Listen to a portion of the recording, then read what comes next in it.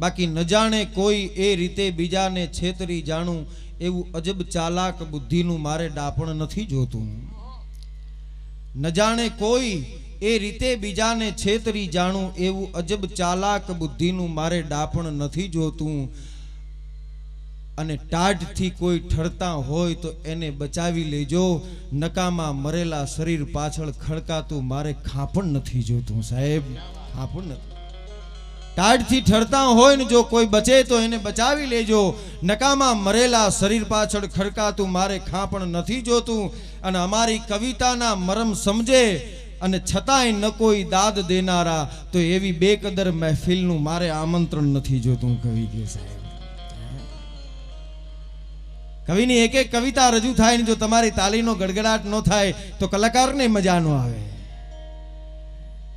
કલાકાર પોતાની કૃતિને જ્યારે રજૂ કરે છે ત્યારે પોતાનું સર્જન અહીંયા રજૂ કરતો હોય સાહેબ. અને આ દાદા પાસે તો એટલી જ વિનંતી કે હું હાથને મારા ફેલાવું તો પ્રભુ તારી પ્રભુતા દૂર નથી, પણ હું માંગુ અને તું આપી દે એ વાત મને મંજૂર નથી. બાપ, તું તો અમારો બાપ છે, તને ખબર પડવી જોઈએ કે આને શું જોઈ છે, ઓટોમેટિક ખબર પડવી જોઈએ. હું હાથને મારા ફેલાવું તો પ્રભુ તારી પ્રભુતા દૂર નથી, પણ હું માંગુ અને તું આપી દે એ વાત મને મંજૂર નથી. અને હવેની પંક્તિ મને બહુ ગમે સાહેબ, કે હું માંગુ અને તું આપી દે એ વાત મને મંજૂર નથી. નરેશભાઈ, કવિ પોતાની ખુમારી વ્યક્ત કરતા પરમાત્માને એમ કે છે કે હે પ્રભુ, મારું નાવ ડૂબે છે મજદારે તે પર ન હસો તટના વાસી. મારું નાવ ડૂબે છે મજદારે તે પર ન હસો તટના વાસી. મેં મારું નાવ ડૂબાવી દરિયાના તોફાનની ઇજ્જત રાખી છે. વાહ, નાવ ડૂબાવી દરિયાના તોફાનની ઇજ્જત. મેન તમે સાંભળ્યું તું 3-4 દિવસ પહેલા નીલોફર નામનું વાવાઝોડું આવશે, નીલોફર નામનું વાવાઝોડું આવશે. મેં અહીંયા ટ્રસ્ટી સાહેબોને, કલેક્ટર સાહેબને, એસપી સાહેબને તમામને ફોન કરીને પૂછ્યું અને તમામનો બધાયનો એક જ સૂર હતો કે જ્યાં સુધી સોમનાથ દાડો બેઠો છે ને, નીલોફર હોય કે કોઈ પણ પ્રકારનો લોફર હોય અહીં ન આવી શકે સાહેબ. અને આ એની આ સાક્ષી છે સાહેબ, આ એનો પરચો છે. પરચાને બીજા કોઈ સિંગડા ન હોય સાહેબ. આ દાડો બેઠો છે મારો ને તમારો દાઢી વાળો, જ્યાં સુધી ઈ બેઠો છે ત્યાં સુધી એના હાથ મારીને તમારી માથે હોય ત્યાં સુધી કોઈની પ્રકારની કોઈને ચિંતા કરવાની જરૂર નથી સાહેબ.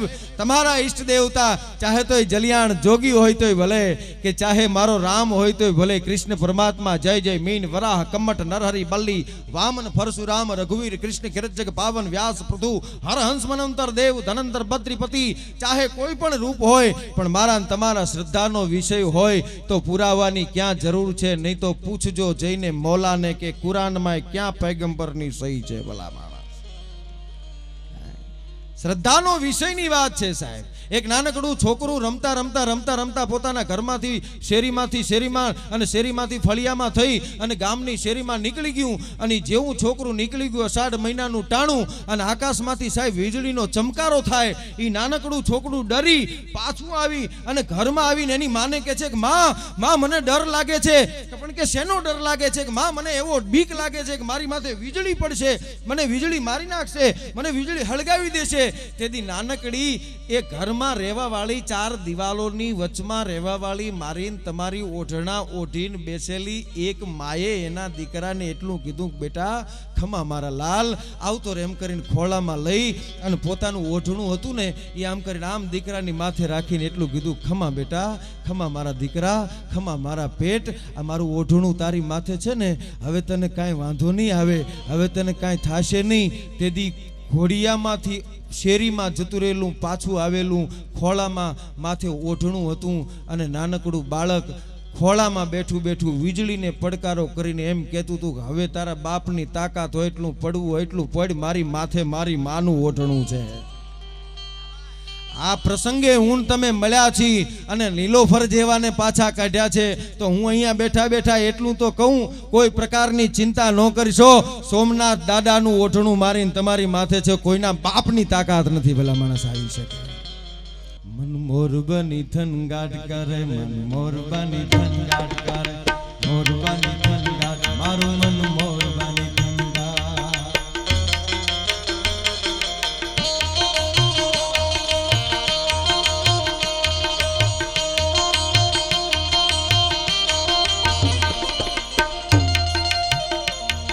મિત્રો મને કહેવા દો, રામલીલા પિક્ચરમાં ભાઈ ઓસમાણ મીરે બહુ સરસ ગાયું છે, આ ગીતને બહુ સરસ રીતે લલકાર્યું છે, પણ ઝવેરચંદ કાળીદાસ મેઘાણી આ ગીતને એના ઘેઘુર અવાજમાં કેમ ગાતા એનો આ ઓરિજિનલ નમૂનો આપો છો.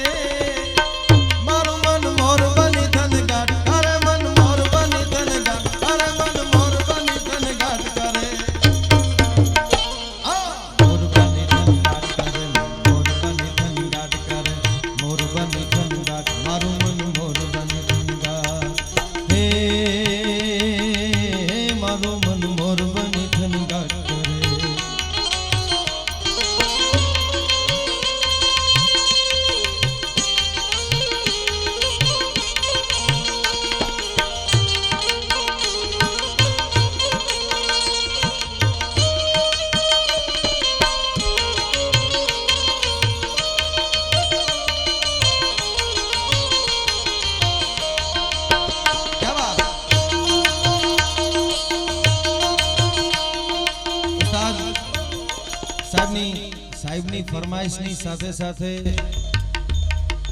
એમાં સ્પષ્ટ ઉલ્લેખ છે કે આ મન મોર બની થનગાટ કરે, માત્ર ગીત ગાઈને નહીં પણ એના શબ્દોને પણ સમજાઈને સહેજ છણાવટ કરીને એ ગીતને આપની સમક્ષ રજૂઆત કરવાની સાહેબની ફરમાઈશ છે. ત્યારે આ ગીત રામલીલા પિક્ચરમાં આવ્યું એટલે આપણે બધા એને બહુ સરસ રીતે માણ્યું, પણ સાહેબ યશોધરભાઈ અમે અમારા ચારણો ગઢવીઓ અને અમારા કલાકારો અમે વર્ષોથી આ ગીત ગાઈએ છો, અને આવા અમે કેટલાય ગીતો ચારણી સાહિત્યના ગાયા, પણ આ ખરેખર કોઈ પ્રેમલા પ્રેમલીનું ગીત નથી હો ભાઈ, કોઈ પ્રેમલા પ્રેમલીનું ગીત નથી ભાઈ. આ ગીત છે એ તો વર્ષા ઋતુના વર્ણનનું કેવા વર્ષા ઋતુના વર્ણનનું ગીત છે, અને એ વર્ષા ઋતુ સાહેબ કેવી અષાઢ મહિનો જામ્યો ગોય અષાઢ ગગુંબીએ લુંબીએ ઝુંબીએ વાદળ બેવડ ચોવડ જામલ હાર મહાલી જે ગાઢ ગહાલી જે નીર ચલેન જલેન નળી જાંગેત્ર ગાજ ગાજ કરે ધરંગ ઉપર ગંબર ને ગાસરી જા. અરે ધરતી લીલાણી જે પાવન પાણી જે વાણી જે દાદુર મોર વળ્યાંગ જે મલન તુતાણ કુંવર ગાલણ સોય તણી રાત સંભરી જા, આકાશ પાતાળ એક થઈ જાય, અને એવા અષાઢ મહિનાની માલિપાઈ વાદળા બેવડા ત્રેવડા ચોવડા જામી ગયા હોય એવે વખતે અમારો મેઘાણી લખે છે કે આભા મંડળની માલિપાથી એક પછી એક મોરના કહેકાટ ક્યારે થાય, આકાશ મંડળની માલિપા એ વીજળીઓના વેલા શું કામ થાય, શા માટે વીજળીઓ વરળાળા છમ કરી અને ધરતી માથે ઢળી પડે. અષાઢ ગમ ગમ ધરા ધમ ધમ બરળ ચમચમ વીજળી સાંકળલા ભાંગી મોર ગનગળ ગગન નિરકી ગેકીજા, મળરાત કાળી કઠ માજમ પીયું ટવક્યા બપિયા ત્યાં તો સોની ભણકતા ને કંત સોધણ નમી ધર પર નરમળી. આ વીજળી શું કામ પડી? આજ દિવસ સુધી સાહેબ આપણે એવું જ વર્ણન સાંભળ્યું છે સાહેબજી કે વીજળી પડી, અને વીજળી પડી તો આમ બાળી નાખ્યું, ભસ્મ કરી નાખ્યું, આવી જ વાતો આપણે સાંભળી છે. પણ વીજળી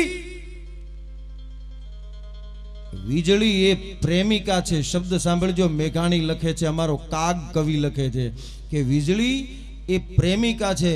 અને યુગોથી મેહુલિયો એનો પ્રેમી છે અને ઈ વીજળી વિજોગણ બનીને પ્રેમિકા બનીને એના મેહુલિયાને યુગોથી વર્ષોથી શોધી રહી છે આકાશ મંડળની માલિપા અને એને એનો પતિ મળતો નથી એને એનો પિયુ મળતો નથી અને અહીંયા આકાશ મંડળની માલિપા સાંકળા ભાંગી મોર અનગળ ગગન નિરખી ગેંકિયા પોતાના ગળાના સાંકળુના 3 કટકા થઈ જાય એવી રીતે મોળ ગેહો ગેહો કરીને આકાશ મંડળની માલિપાથી મેહુલિયાને બોલાવે સાહેબ કાગના શબ્દો સાંભળજો એ સાંકળા ભાંગી મોર અનગળ ગગન નિરખી ગેંકિયા મળરાત કાળે કઠઠ માં જામ અને એ પાછી રાત કેવી જામી કઠઠ જામી ગઈ હોય એવી બેવડા તેવડા ચોવડા વાદળા જામી ગયા હોય અને સાંકળા ભાંગી મોર અનગળ ગગન નિરખી ગેંકિયા અને મળ રાત કાળી કઠઠ માજમ પીયું પીયું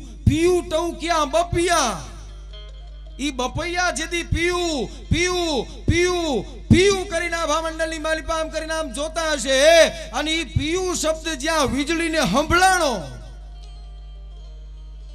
એ તા તો સોની ભણક કાને કાંત સો ધણ નમી દર પર નર્મલિંગા ઝાડ ગમ ગમ ધરા દમ દમ વરળ ચમ ચમ વીજળી એ ગાત વરળ ચમ ચમ વીજળી ઈ સાંકળા ભાંગી મોર પોતાના પિયુને મળવા માટે થઈને વીજળી પડી અને એવા આષાઢ મહિનાની માલિપા જેથી મોરલા ગહેકાટ કરતા હોય ને તો ઈ વર્ણન મેઘાણી લખે છે કે મારા અષાઢ મહિનાની માલિપા શું કામ મોર બનીને થનગાટ કરે કે ઘર ઘર મેઘ ઘટા અને ગગને ઘર જાટ ફરે